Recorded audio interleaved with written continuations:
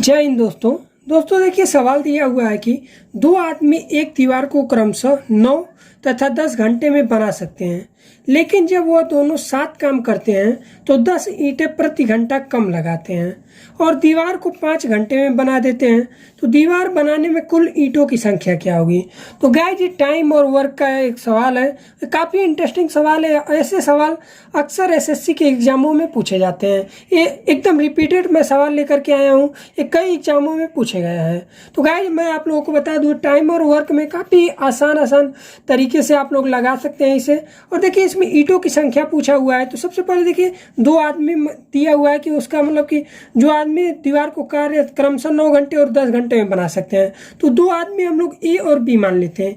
ए मान लीजिए हम लोग 9 घंटे में, यानी कि ए को अगर हम लोग 9 घंटे में मान लेते हैं और बी को अगर हम लोग 10 घंटे में मान लेते हैं कि वो उस कार्य को 10 घंटे में कर देता है। तो इन दोनों का हम लोग सबसे पहले देखेंगे कि देखिए इसका दोनों का देखेंगे एलसीएम, तो हम लोग का 90 हो जाएगा।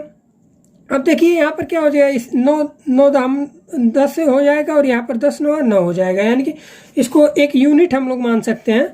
और यहाँ पर 10 यूनिट पर हो जाएगा और यहाँ पर 9 यूनिट हो जाएगा। अब एक सवाल में कह रहा है कि लेकिन जब वह दोनों साथ काम करते हैं तो 10 ईंटें प्रति घंटा कम काम लगाते हैं और दीवार को क्रमशः 5 घंटे में बना देते हैं। यानी कि ए प्लस बी अगर हम लोग देखें तो इसका कार्य की क्षमता क्या हो जाएगी, तो हम लोग का 10 और 9 19 हो जाएगा हमारा, यानी कि कार्य की क्षमता 19 हो जाएगी। पर गाइस ये कह रहा है कि 90, यानी कि जब एक साथ काम करते हैं तो 10 ईंटें कम लगाते हैं और दीवार को मात्र 5 घंटे में ही कंप्लीट कर देते हैं। तो यानी कि 90 यूनिट कोई काम उसको 5 घंटे में अगर कर देता है तो उसकी क्षमता यहाँ पर निकल के आएगी 18 25 90, यानी कि 18 यूनिट हमारी निकल के आएगी।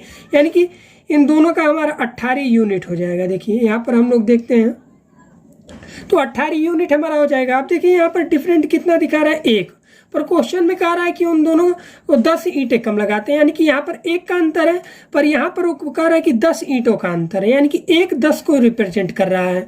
तो हमारा 1 जब 10 को रिप्रेजेंट करेगा तो हमारा 90 यूनिट कितने को रिप्रेजेंट करेगा, तो यहाँ पर 10 से गुणा कर देंगे, यानी कि हमारा 90 गुणे 10 यानी कि 900 ईंटें हमारा हो जाएगा। तो इसका राइट आंसर हमारा हो जाएगा 900 ईंटें, यानी कि इसकी ईंटों की कुल संख्या पूछा था, जो कि हमारा इसका राइट आंसर यही हो जाएगा। तो गाइस आप लोगों को ये सवाल काफ़ी समझ में आया होगा, क्योंकि सबसे पहले हम लोग ए की कार्य क्षमता को निकालते हैं, फिर बी की कार्य क्षमता को निकालते हैं और क्वेश्चन के अनुसार ए प्लस बी का मान देखते हैं हम लोग 19 होता है। पर क्वेश्चन में कह रहा है कि 5 घंटे में वह इतना काम कर देता है, तो उसकी क्षमता निकालते हैं और उसका हम लोग डिफरेंट देखते हैं कि 1 का डिफरेंट आ रहा है।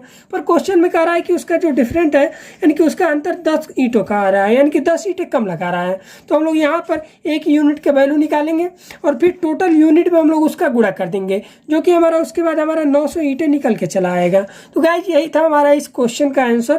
तो गाइस आप लोगों को जरूर से जरूर समझ में आया होगा। अगर समझ में आया तो कमेंट कीजिए और चैनल को सब्सक्राइब जरूर कीजिए। मिलते हैं इसी तरह के अगले एसएससी के एकदम अच्छे वाले क्वेश्चन के साथ। धन्यवाद दोस्तों।